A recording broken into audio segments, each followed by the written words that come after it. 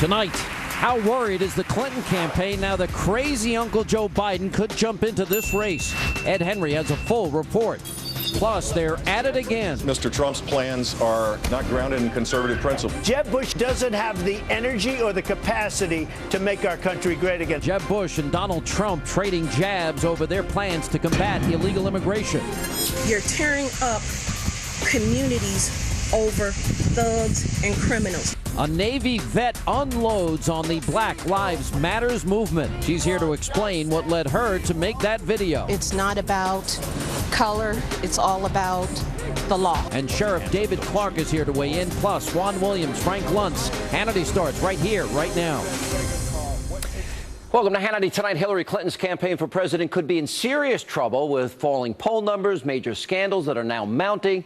Well, the Democratic frontrunner could soon be faced with yet another major challenge. Latest reports indicate that Vice President Joe Biden, crazy Uncle Joe, is seriously considering entering the 2016 race. Here with more on how the Clinton campaign is reacting to the news, our very own Ed Henry. Ed.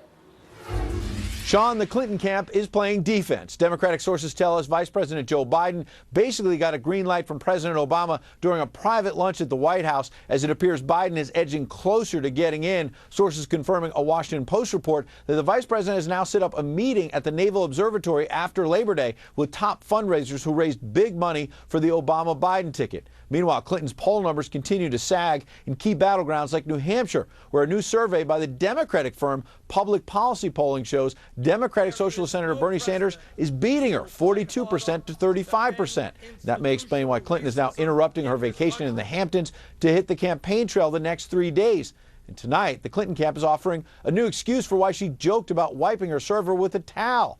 Top advisor John Podesta telling reporters the candidate was badgered by a Fox reporter. Although I think the questions were fair and balanced. Sean? All right, Ed Henry, and they were. Joining me now is Reaction Democratic strategist Jessica Tarlov and outnumbered co-host Andrea Tantaros.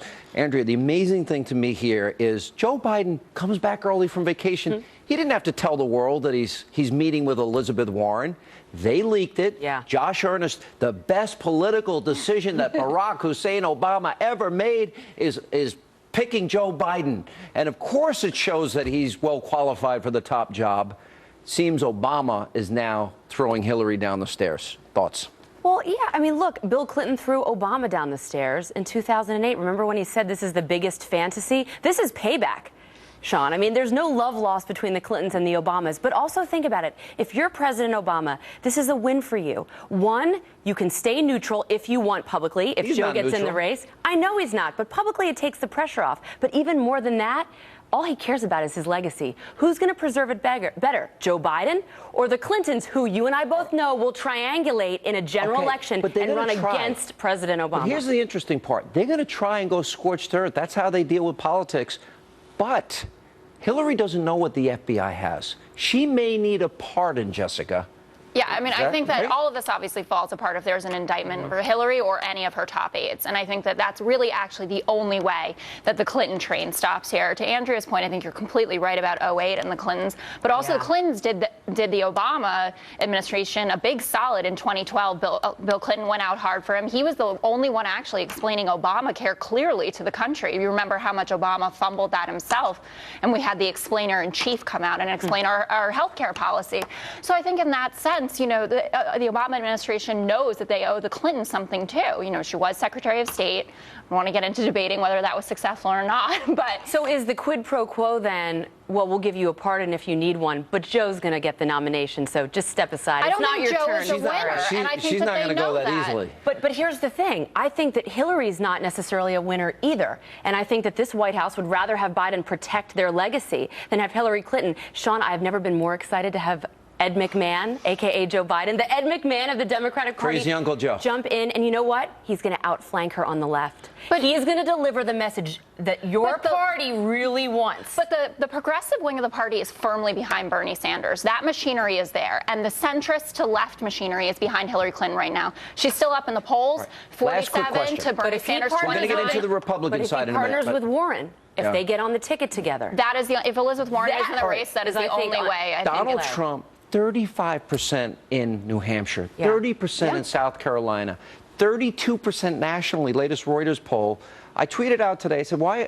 Because he reignited this battle with Megyn Kelly, and I'm like, why not focus on ISIS, Iran, Putin, China, immigration, borders, the economy, jobs, and not this? Wouldn't that be smarter to focus on the issues? Look, he's winning on the issues, and he should stay focused on the issues, because this is where he wins. Every time he talks about an issue like immigration, he makes all of the other candidates look weak, because he says, I'm going to do this, I'm going to do that. And you know what these establishment Republicans say? Oh, you can't do that. He's winning. Can't do that. No one wants to hear you can't do anything. Yeah. I just don't know how so sustainable it is. I think he's done an incredible job, but he's ignited this controversy and over he's immigration. Defied political gravity. Everyone's predicted his demise. Absolutely. Sorry. 1,000%, but still, I think it's 75 to 80% of Republicans still say that they wouldn't vote for him in a general election. No, that's changed. That number is that number's changed dramatically. All right, but good to see you both. They want to win, and they want someone who wants to fight. Oh, I think the Republican establishment is going to try and crush all the insurgent candidates. Ted Cruz,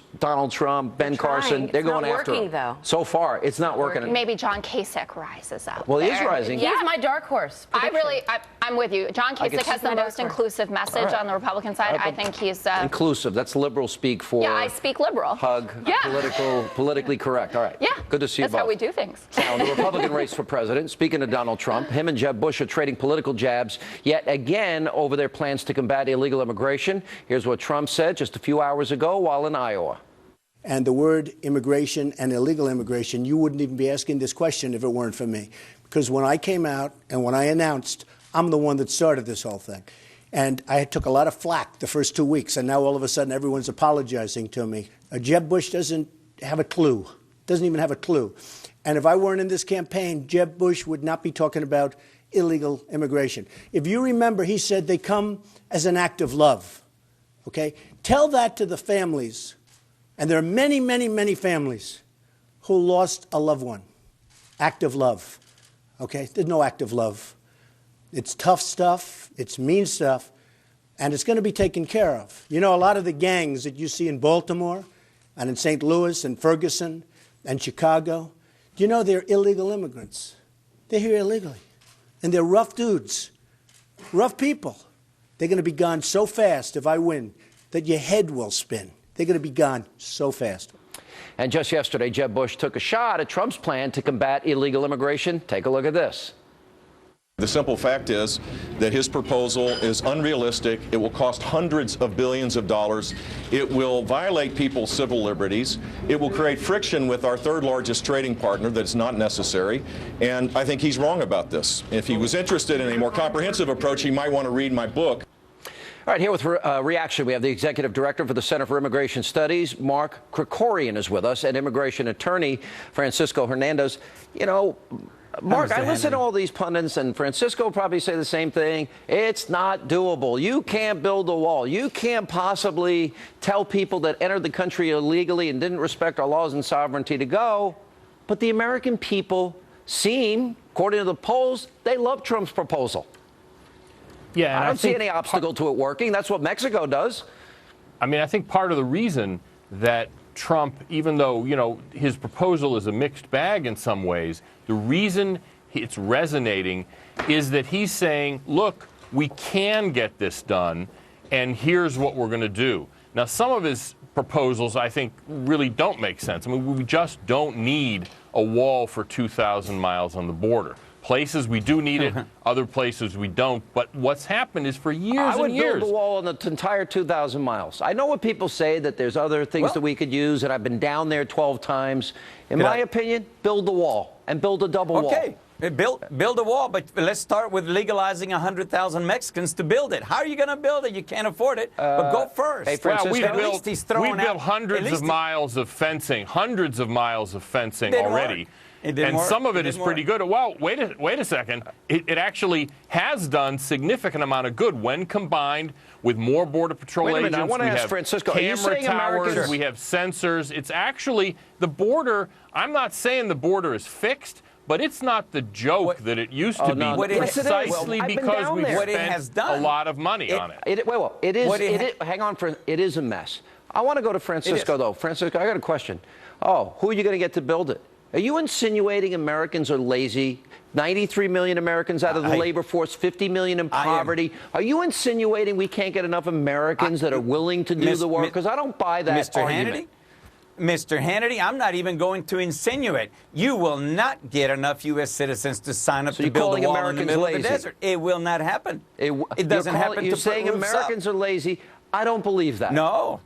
You're putting words. You say insinuate. I'm telling you exactly what Donald Trump says. Keep it simple, make your point, and get out. Donald Trump, I think he's in there to actually implode the Republican Party because he has no beef behind his ideas. Okay, but that's okay. Give him a microphone. Diverting away from the conversation. I'm asking you. No, I said you're still going to need 100,000 Americans out of the labor force. We can't get enough Americans to build a border fence. That insinuates that Americans are lazy. You can't get... But no. Americans... That's not what I said. Let me finish. Come on. A lot of jobs have been lost by Americans because of illegal immigration, which has also increased the competitive nature, which has driven down salaries. It's simple economics.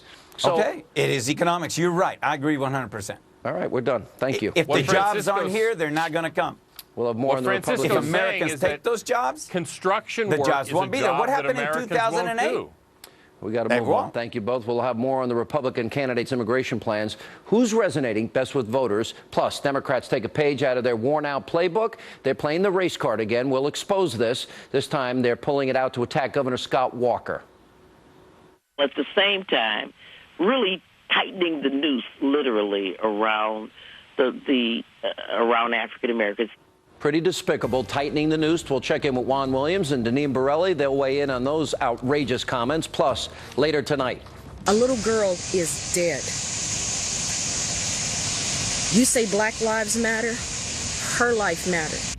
The internet video everybody is talking about. You're going to meet that woman. She went on an epic rant against the Black Lives Matters movement. She is here to explain why she did it and more. Straight ahead.